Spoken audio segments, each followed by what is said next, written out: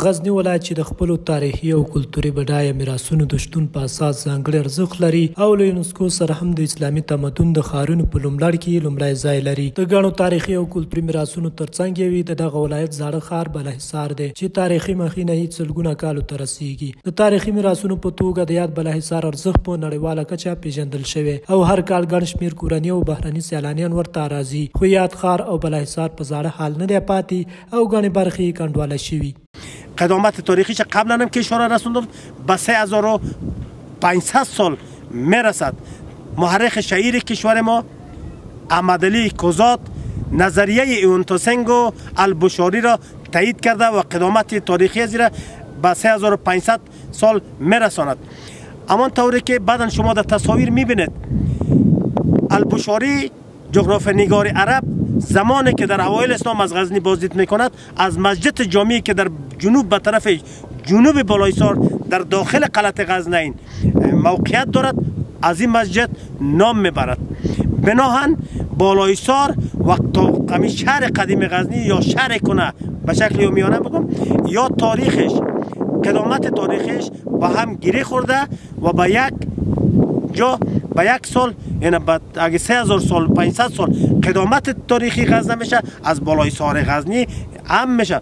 آقا محمد خوشزاده د غزنی د زوړ ښار اوسیدونکی دی. وایي د غزنی ولایت بالاحصار له زوړ ښار سره یو تړلی نوم دی. د هغه په خبره مؤرخین دا سیمه د اوسینا سرزمین ګنجخا په نوم یاده کړي او د دې سیمې لرغونتوب 3.5 کاله یادوي. آقا محمد خوشزاده وایي د غزنی زوړ ښار او بالاحصار سیمه پخوا د بیلابیلو شاهانو د دربار یا اوسیدو ځای و او له همدې ځایه به یې نورې سیمې تر څار لاندې وي. هغه زیاتوي د غزنی په زوړ ښار بالاحصار کې هغه وخت یو لوی او مجهز کتابتون هم موجود و چې پکې زرګونه بیلابیلو کتابونو شتون درلود. آقا محمد په وینا په یاد کتابتون کې په عبراني ژبه په پوسټ لیکل شوی آسماني کتاب تورات یو نسخه په کتابتون کې ساتل کېده. خو بیا وروسته د انګلیس او افغان په جګړه کې دا کتاب د انګلیسیانو لخوا یوړل شو.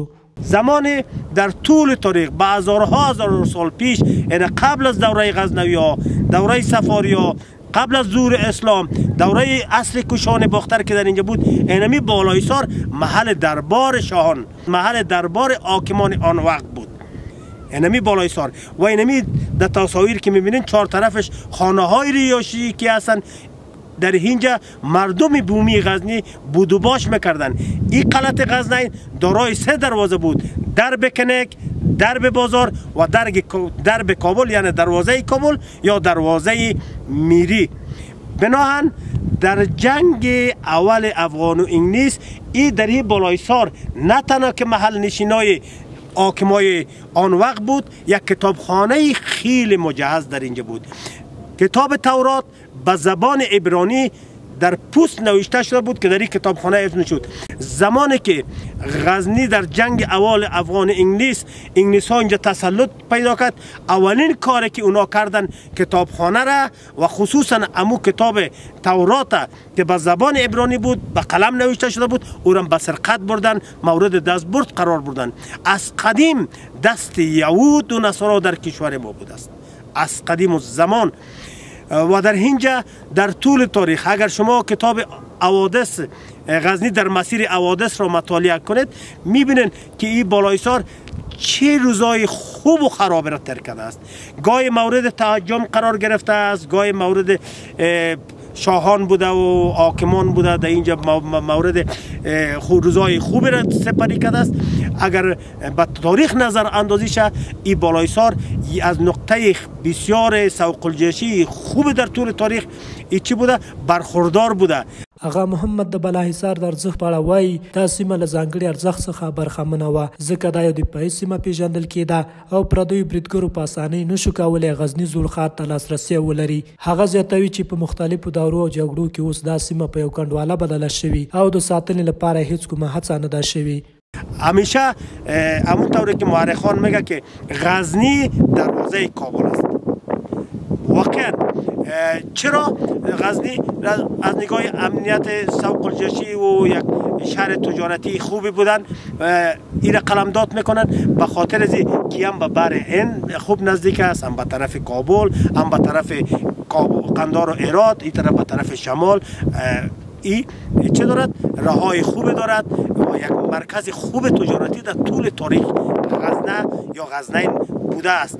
به می خاطر این بالایسار از امنیت خوب سوق‌الجوشی چی بود؟ برخوردار بود. یک دژ نظامی بود، یک جای دفاعی خیلی خوب. 4 طرفش شما بعدا در تصویر می‌بینید 4 طرف از بالایسار خندق افر شده بود. زمانی که قوای بیگانه قصد تسخیر از این بالایسار را داشتن، از همین جویی که شما ببینید جوی آب جوی به نام جوی کامل آب به می جوی به 4 طرف 2 طرف گرد بالایسار داخل خندق را پریام میکردن که تا از داخل شدن بیگانه ها در اینجا چه شود؟ جلوگیری صورت. په این حال کې خوشزاده د بالاحصار د اوسني وضعیت په اړه اندېښنه څرګندوي. هغه وایي چې د اوږدې مودې راهیسې د بالاحصار د ساتنې او رغونې لپاره هیڅ ځانګړې پاملرنه نه ده شوې او ځینې برخې په کنډواله بدلې شوې دي او پاتې برخې هم د لمزتوب په حال کې دي.